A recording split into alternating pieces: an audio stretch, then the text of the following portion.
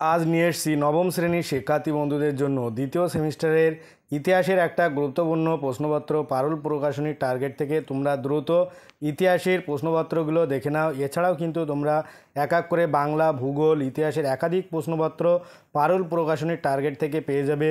তাই তোমরা অবশ্যই ভিডিওটি প্রথম থেকে শেষ পর্যন্ত দেখতে থাকো। আর এগুলো থেকে কিন্তু তোমরা একাধিক প্রশ্নপত্র তোমাদের সেকেন্ড সেমিস্টারের পরীক্ষায় কমন পেতে চলেছো। তাই তোমরা অবশ্যই আমার চ্যানেলটিকে সাবস্ক্রাইব করে রেখো যাতে পরবর্তী ভিডিওগুলো সবার আগে পেতে পারো। আজকে শুরু করছি তোমাদের ইতিহাসের নবম শ্রেণী সেকেন্ড সেমিস্টারে একটা গুরুত্বপূর্ণ প্রশ্ন উত্তর সমেত। এখানে কি বলছে, তোমাদের একের দাগ সঠিক উত্তরটি বেছে নিয়ে লিখতে হবে। এখানে তোমাদের 8টি এমসিকিউ থাকবে, কিন্তু 8টিরই উত্তর করতে হবে। ক কি বলছে, ভিয়েনা সম্মেলন হয়েছিল, উত্তর হবে 2। 1814 থেকে 1814 থেকে 15 খ্রিস্টাব্দে, তোমরা দ্রুত উত্তরগুলো মিলিয়ে নাও। খদ্দাগ মেটার্নিক ছিলেন, উত্তর হবে 2। প্রাশিয়ার প্রধানমন্ত্রী গদ্দাগ জোলভেরাইন ছিল, এখানে উত্তর হবে 3। জার্মানির শুল্ক সংগ্রহ সংঘ, তারপরে 4 দাগ উড়ন্ত মাকু আবিষ্কার করেন, উত্তর হবে 1। জনকে, তোমরা দ্রুত এগুলো খাতায় লিখে নাও আর এগুলো এখন থেকে প্র্যাকটিস করতে থাকো।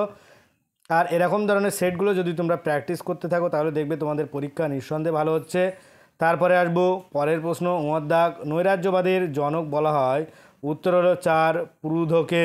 তারপরে আসবো দাগ টেলিগ্রাফ যন্ত্রটি আবিষ্কার করেন, উত্তর হবে 3 স্যামুয়েল এফ.বি. মোর্স।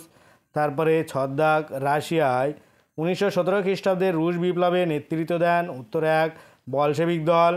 আর দাগ 14 দফা নীতি ঘোষণা করেন মার্কিন রাষ্ট্রপতি, এখানে উত্তর হবে 4 উড্রো উইলসন। তোমরা প্রত্যেকটি প্রশ্ন ভালো করে দেখো। আর অবশ্যই আমার চ্যানেলে নতুন হয়ে থাকলে অবশ্যই চ্যানেলটি সাবস্ক্রাইব করে পাশে থাকা বেল আইকনটি ক্লিক করে রাখো যাতে পরবর্তী ভিডিওগুলো সবার আগে পেতে পারো। তারপরে আসবো 2 দাগ নিচের প্রশ্নগুলি নির্দেশ অনুসারে উত্তর দিতে হবে। এখানে তোমাদের 8টি কিন্তু উত্তর করতে হবে। 2 এক কী বলছে, একটি বাক্যে উত্তর দাও। এখানে ক কী বলছে, ইয়ং ইতালি দল কে গঠন করেন, উত্তর হবে জোসেফ ম্যাথসিনি। খ ফ্রান্সে জুলাই বিপ্লব কবে ঘটেছিল, উত্তর হবে 1830 খ্রিস্টাব্দে। তারপরে 2 আছে, এখানে সত্য বা মিথ্যা নির্ণয় করতে হবে।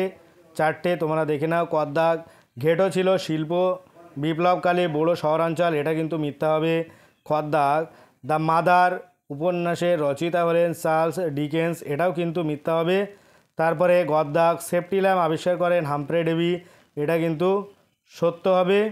আর গদ্দাগ ইউরোপীয় সমাজতন্ত্রবাদের আদি গুরু নামে পরিচিত ছিলেন হেনরি সিমো, এটাও কিন্তু সত্য হবে। তারপরে 2-3 নিচের বিবৃতিগুলির সঙ্গে মানানসই ব্যাখ্যাটি নির্বাচন করতে হবে। এখানে দেখো তোমাদের কদ্দাগ কী বলছে, বিবৃতি লেনিন এপ্রিল থিসিস ঘোষণা করেছিলেন, এখানে উত্তর হবে ব্যাখ্যা 2।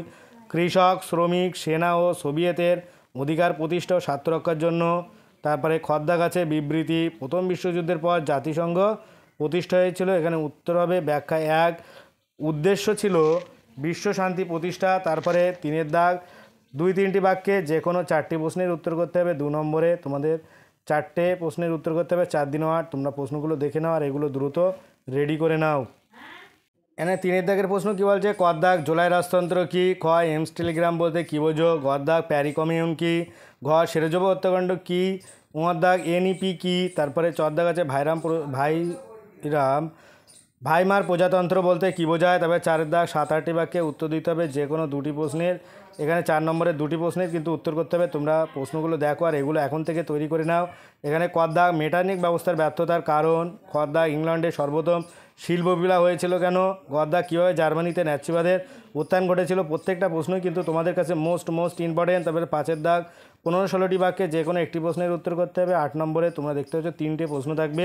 ক দাগ বিসমার্কের নেতৃত্বে জার্মানি কীভাবে ঐক্যবদ্ধ হয়েছিল, খ দাগ সমাজ, রাজনীতি, অর্থনীতিতে শিল্প বিপ্লবের প্রভাব আলোচনা করো। আর গ দাগ 1917 খ্রিস্টাব্দে রুশ বিপ্লবের কারণ ও ফলাফল আলোচনা করো। এ হলো তোমাদের সেকেন্ড সেমিস্টার ইতিহাসের গুরুত্বপূর্ণ প্রশ্নপত্র।